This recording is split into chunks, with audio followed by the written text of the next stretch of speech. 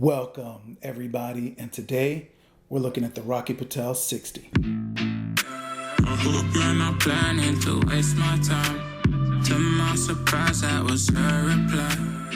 Now we a vibe. It's been a while and such a ride, the stars align.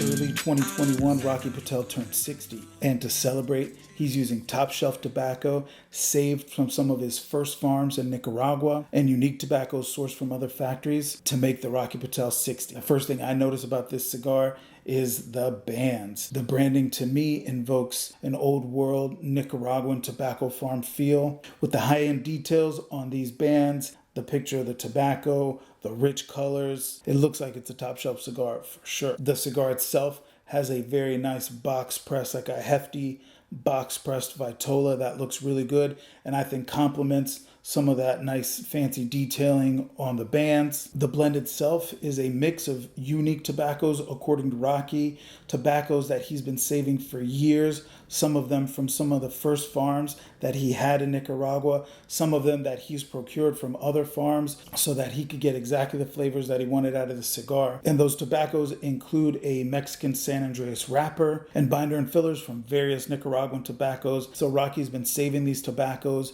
He's been working on this blend, and even after the cigars were rolled, he put them away, and every single one of the Rocky Patel 60s has at least 2 years of age on it. Taking it out of the cellophane also added to the experience. I immediately got some nutty, cocoa, and earthy notes that were nice and rich.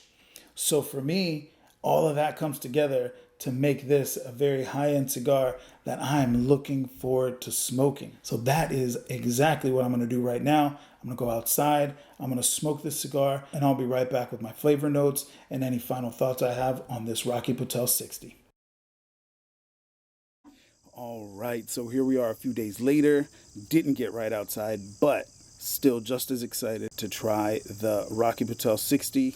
I'm actually going to use a Rocky Patel lighter to light the cigar. It's pretty fancy. I like the way it works. It's got good, solid weight to it in construction. So I'm going to use it on this high-end Rocky Patel 60.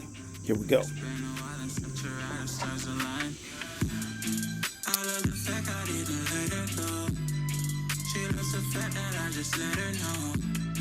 Now we're together, it's a different mode.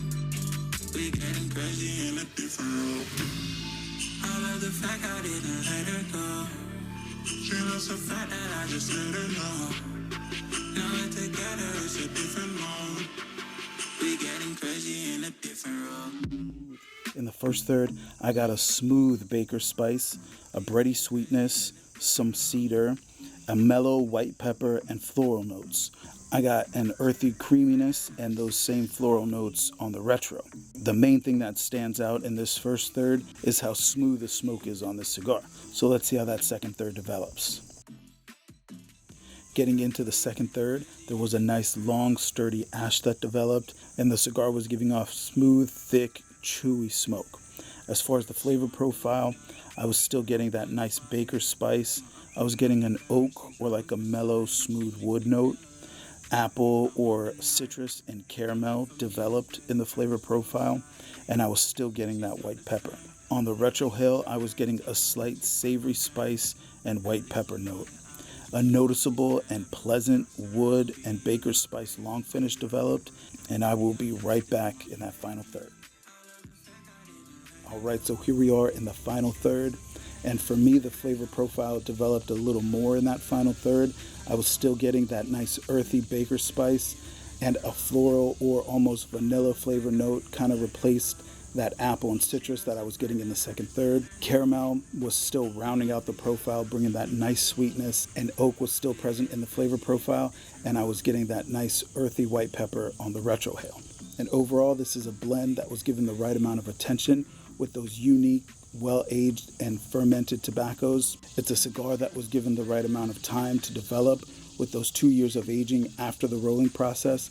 And finally, with the branding, it's obvious to me that Rocky is very fond of this blend. Those attributes, for me, make this an ideal celebration or special occasion cigar. Is it worth the price? For me, certainly it is. I thought it was a great smoke.